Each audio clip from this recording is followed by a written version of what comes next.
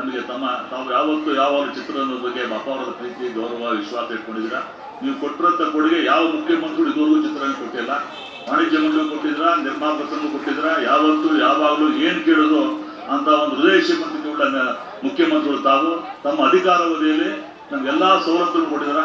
ನಿರ್ಮಾಪಕರ ಭವನ ಬಹಳ ಕಷ್ಟಪಟ್ಟು ತುಂಬ ಸೋಲ ಮಾಡಿದ್ದಾರೆ. ಈಗ ಸಾರಾಗೊಂದರು ವಿವರವಾಗಿ ಎಲ್ಲ ಹೇಳಿದ್ದಾರೆ.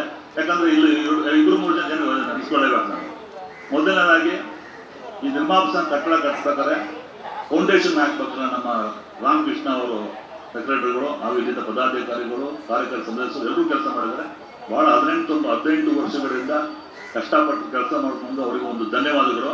ಎರಡನೇದಾಗಿ RS ಗೌಡರು ಕೂಡ ಬಹುಶಃ ಚಿತ್ರರಂಗದಲ್ಲಿ ಸಾವಿರ ರೂಪದಲ್ಲಿ 1 ಕೋಟಿ ರೂಪಾಯಿ ಅಮೌಂಟ್ನ ನಮಗೆ ಕಟ್ಟಡ ನಿಂತ ಸಮಯದಲ್ಲಿ ಸಾರಾಗೋದು ನಮ್ಮ ಅಧ್ಯಕ್ಷರು ಕೇಳಿದ ತಕ್ಷಣ ಒಂದು ಕಾನಿಷ್ಠ ಹೋಟ್ಲು ಗೇಟ್ ಬಂದರೆ ಚೆಕ್ ಬರ್ಕೊಂಡ್ಬಿಟ್ಟು ಸರ್ ನಮ್ಮ RS ಗೌಡರು ಬಹುಶಃ ಎಲ್ಲರೂ ಗೊತ್ತಿಲ್ಲ. ಅವ್ರು ನೆನೆಸ್ಕೊಳ್ಳಬೇಕಂದ್ರೆ ಇಂಥ ಒಂದು ಭವ್ಯವಾದ ಕಟ್ಟಡ ಕಟ್ಟಲಿಕ್ಕೆ ಬಹಳಷ್ಟು ಜನ ಕಾರಣಭೂತರಾಗಿದ್ದಾರೆ.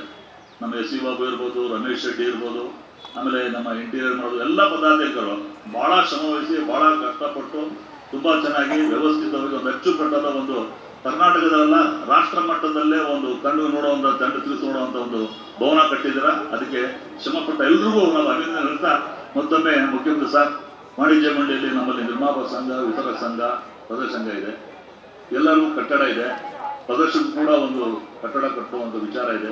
ವಿತರಕರು ಕೂಡ ಬಹಳ ಕಷ್ಟಪಡ್ತಾರೆ. ತುಂಬಾ ನಿರ್ಮಾಪಕರಿಗೆ ತುಂಬಾ ತೊಂದರೆಗಳಿದ್ದಾರೆ.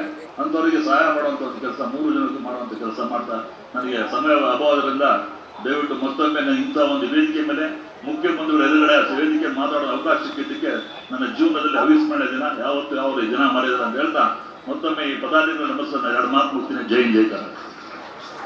ಸ್ವಾದಿಷ್ಟತೆಯ ಸ್ವಾದ, ತಾಜಾತನದ ಆಹ್ಲಾದ, ಉತ್ತಮ ಆರೋಗ್ಯ ಮತ್ತು ಹೆಚ್ಚಿನ ರೋಗ ನಿರೋಧಕ ಶಕ್ತಿಯ ವೃದ್ಧಿಗೆ ಈಗ ನಿಮಗೆ ಸಿಗುತ್ತಿದೆ ಉತ್ತಮ ಗುಣಮಟ್ಟದ ಪೌಷ್ಟಿಕಾಂಶ Shri Vaidik millet health mix. ಇದು ಸಿರಿಧಾನ್ಯಗಳ ಸಂಪತ್ತು.